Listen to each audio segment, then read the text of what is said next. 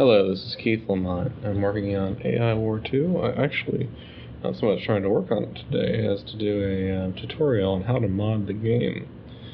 I've already shown a lot of the actual how to do the work of the modding, but I haven't done a sort of from scratch what you guys see tutorial on how to set up your modding environment. So for the first tutorial, I'm going to do basically the most simple kind of modding you can do, although it is still very powerful. It's basically modifying the XML data that the game uses. Basically you're making data changes to stats or to some degree the UI layout, although more and more that's kind of in the C# code. So let's get started. What you see here is kind of what your Steam install looks like for AI War 2. To my knowledge, this is a fresh install. It's updated to the latest version that's publicly available to you guys. So I'm going to go ahead and just run the game. You can see it runs, but so the example mod I'm going to do is making fighters faster. Say you don't want fighters in general to run, to move at the same. I'm not quite sure what that sound was. Run at the same speed as bombers and missile corvettes. Maybe you want fighters to be like really, really fast units.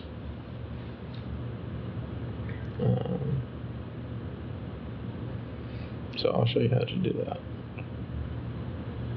So yeah, there's fighters. Speed 170. Same as pretty much everything else. There are some fast units. And there are a few slow units, but generally speaking, what we found in the classic game is that if your units move different speeds, mostly that doesn't mean that you used the group move button a whole lot.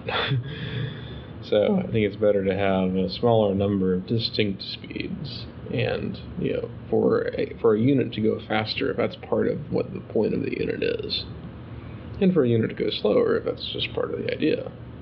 But, not worry about having fighters be 170 and the bombers be 160 and the missile corvettes be 150, because then it's just kind of a bother. So, here's how to do it. Okay, so, fresh install. You don't have anything other than the game installed here. That's one of the questions that's come up with the modders, or people who want to know is, okay, what software do I need? What software do I need? What software do I need? And kind of what I try to communicate is, you don't really, not for this anyway. So game data is the subdirectory that we're looking at here. So AI War 2 game data, configuration. In this case, we want to go down. So here's all the different sort of subdirectories of data.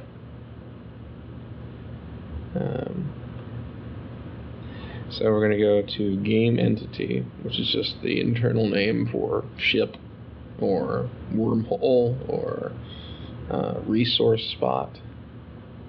So here's the different files. You can have as many different XML files in here as you like. It parses them all. So it's just kind of an organizational thing if you want to split it out. And many of these other subdirectories, it's not split out at all. So in this case, the fighter is in fleet ships. I have my own text editor. I use Sublime Text. It's a for money text editor that I found very helpful. Previously, I used TextPad, another for money, just a little less money. And but today I'm actually going to do just Notepad. Because I just want to show you, okay, you don't have to have any special software to do this. So, going over here, so here's the Fighter Mark 1. This is the entire entity definition for a Mark I fighter. And there's no C# code associated specifically with the fighter or its gun. So this is the fighter. Yeah, nothing else tells the game what a fighter does really. And now, if you get in, there's a lot of things referred to here, like the evasion defense type. That's defined elsewhere. Lots of things use that.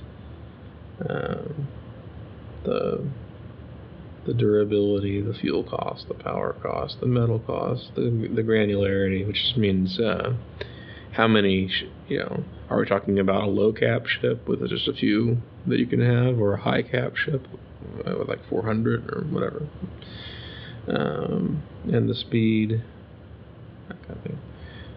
And then the gun itself is actually defined in a separate file. So if you want to change the attack power of a fighter, well, actually mainly you do that through the balance strength multiplier right here. As I mentioned previously, the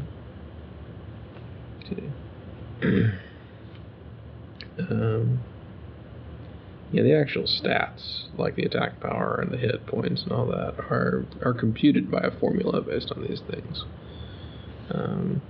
So that if we want to change, if we want to say, okay, we've overvalued long-range weapons and they need to do more damage, because the formula says if you have a long-range weapon, you only get 30 or 40% of your normal damage output. So you can change the formula rather than changing the stats directly. We'll see how that works out. But so anyway, to get to the point, here is the line that controls the fighter's speed. So now you can't just change that to anything. There's a specific set of names that work there. So we go over here to the definition of the speed classes. Again, I'll open that in Notepad. So, yeah. Immobile is just for things like turrets, whatever. Token mobility is, I forget if I used that for the controller or probably for the shield generators. Because the idea is, okay, you should be able to move your shield generators like you could in Classic, but they're glacially slow. Their mobility is not of much tactical value. And so it makes them to move at 25% normal speed. Then there's normal at 1, slow at 75%, fast at double, and blitzer at 4. Now, to be a blitzer, you lose half your damage output. That's the current. You can change that. That's certainly one thing you can do in modding is say, okay, I want my blitzers to be, I want speed to not really reduce your damage output like that. Well, those two changes right there would achieve that very quickly. Since I'm using Notepad, I don't actually have a decent undo. So there is that. Yeah, you probably want to use a more advanced text editor than this, but that's up to you guys. So here's Blitzer. And so I'll paste that in there, and I hit save, and I'm done. Then that is all you have to do. You just run the game to test it. So what I'm showing you is how to mod the game data in place. So like if you update the game and the update touches that fleet ships file, and it often does, it's going to overwrite your changes. So in a later tutorial, I'll show you how to apply a mod that's separate from our stuff and doesn't get overridden. What is that sound? Alright, so you can kind of already see that the fighters are moving pretty quickly.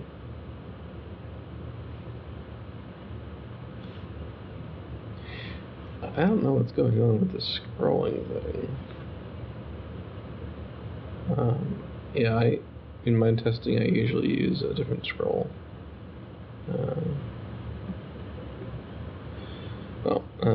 So I'm going to go ahead and select all my ships. Well, I'll wait for it to finish producing them. Yeah, there's the AI slider kind of wiggling back and forth. One problem with one of the bugs is that the ships that move very quickly tend to never quite reach their destination point because they overshoot, and then they kind of wiggle back and forth. It's just something I need to smooth out. So, I send that move order, and those fighters are moving way faster than everything else. And, theoretically, they're even balanced in so doing, because they do a lot less damage than they used to.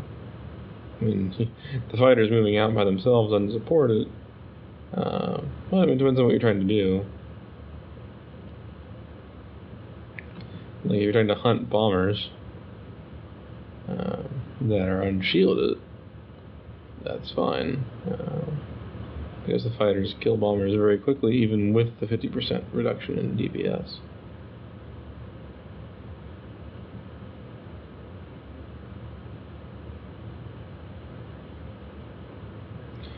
Oh, so that's testing. That's the tutorial. Okay. And the next one I will look at doing some code changes. There you need something to be able to compile the code. And that's a little bit special, but it's a pretty common tool, whichever one you use. Alright, so thanks for watching, and thanks for your support. Bye.